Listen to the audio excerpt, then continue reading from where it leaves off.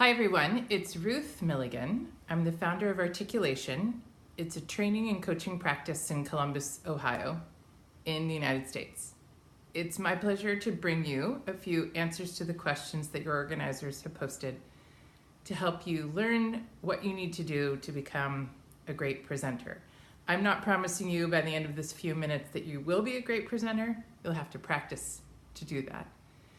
But let me just start by telling you my 1-minute story, which is who I am. My background for the last 27 years has been in communications. I've been a speechwriter. I've been a public relations consultant. I've done crisis communication, and then I've run both a PR marketing firm, and for the last 10 years, I've been coaching and training inside executive communication. And for those 10 years, I've also been one of the longest running TEDx organizers in the world. A few weeks ago, we just celebrated our 10th anniversary of our TEDx program here in Columbus. If you want to see those videos, they're all online.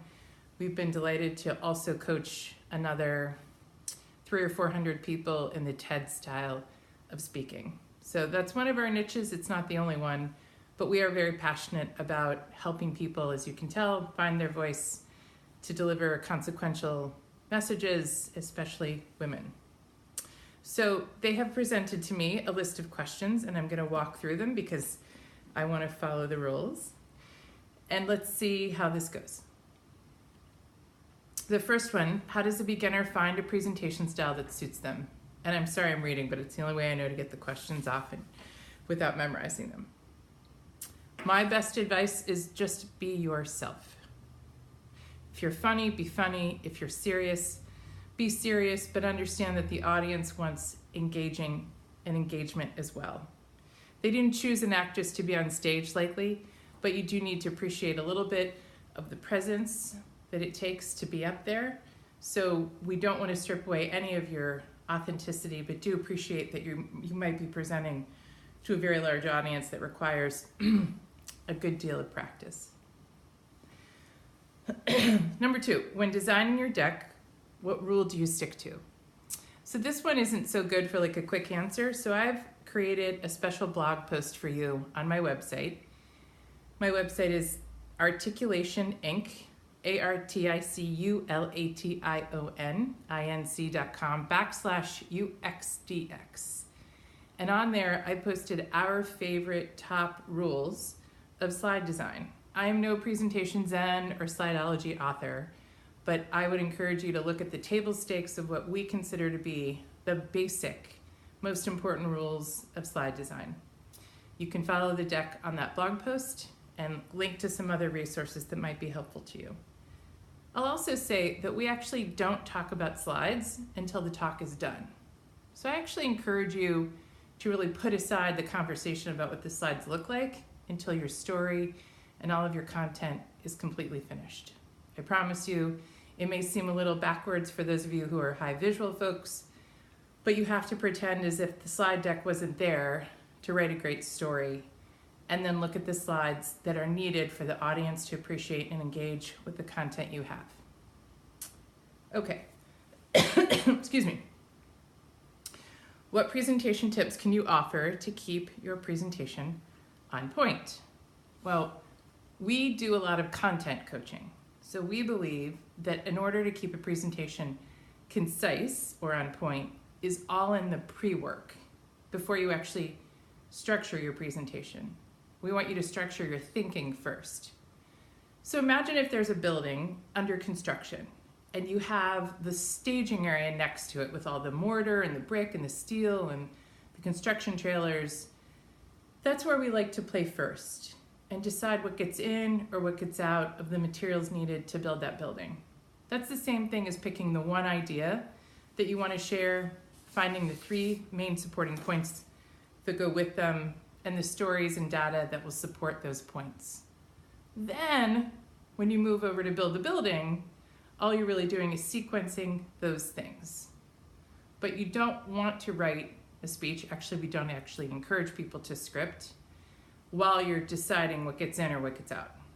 So we think that presentations, narrow, concise, good presentations on point start with really good structured thinking well before you actually architect the talk.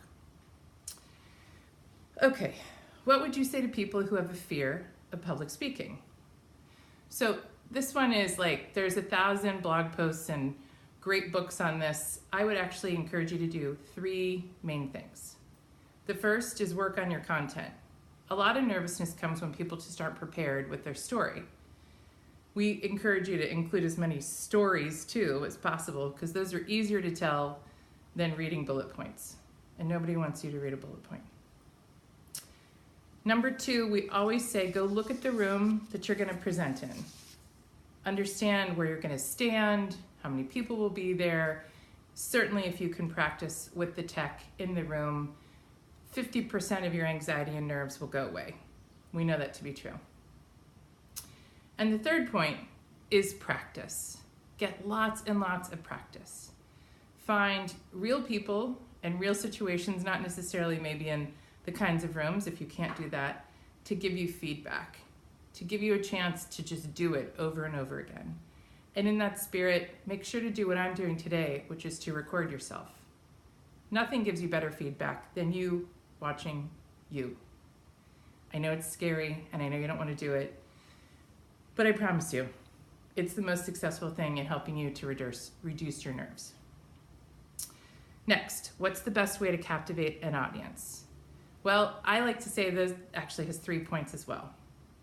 1, make sure they care about the question you're answering inside your talk. You ever been to that presentation where you sit there and go, why the heck am I here? Well, because the speaker hasn't actually made you care about the topic before they start to talk about the topic. So and that comes in making sure the audience knows what question that you're answering. Number 2, I've mentioned this before, but use as much story to get them engaged.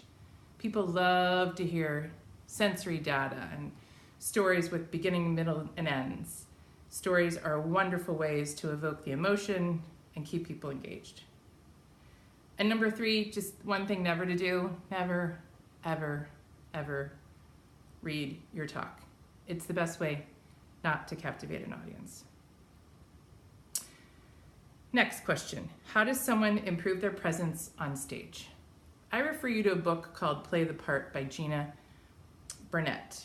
She's the onstage TED coach, and I can't think of a better resource of tips and tricks and exercises, very, very rich, to help you get your presence and grounding ready for the stage. I can give you 100 other tips, but I think Gina actually does the best job in her book. Next, how do you get feedback on your delivery? Very simple, ask for it. Ask for a lot of it. And tell people to follow a simple 4-step pattern. The first, let the audience share the one thing that they've taken away from your talk. Second, then you ask questions of the audience. Did that 3rd slide make sense? Did you understand that story? Things that might be percolating in you that you want to make sure were clear for them. Third, they get to then clarify any questions they have of you. And fourth, then they get to give you unfiltered feedback. But it's really important to start with the one thing that they've taken away so you know you've nailed your key point. Next question. What's the most important question to ask the organizers? While you absolutely need to know about logistics, the more important question is know about the audience. Who are they? What do they care about? What level are they? Why should they care about your topic? I can't think of a better use of an organizer's time than to be asked that question. I'm going to skip what's the best way to find multiple speaking opportunities, because that's a whole business model into itself, and there's no way I can get that done in my under 10 minutes that I'm trying to reach here. The next, how the best way is to highlight what you have to offer as a speaker. Undoubtedly, number 1 rule is get people to record your talking and post those videos on your website. That is how all keynote speakers get more speaking opportunities, and all non-paid keynote speakers can use the same strategy. Take recordings, post them on your site, create a YouTube channel, get people seeing you talk. And lastly, how do you answer difficult questions from the audience? Well, Know your most important 3 points and direct back to them with all the questions that you get. And a question you just don't know how to answer, tell the audience, quite frankly, I need to get back to you. Don't let yourself spin out of control on a question just because it trips you up. Keep a little note card of the 3 things you want to continue to say and drive back to them with every question asked. That's a little harder than it sounds, but that is the method. This is Ruth Milligan from Articulation in Columbus, Ohio. Thank you very much for allowing me this opportunity to share thoughts with you.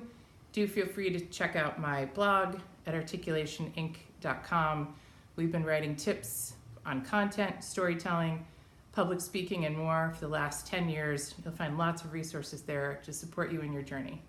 Good luck.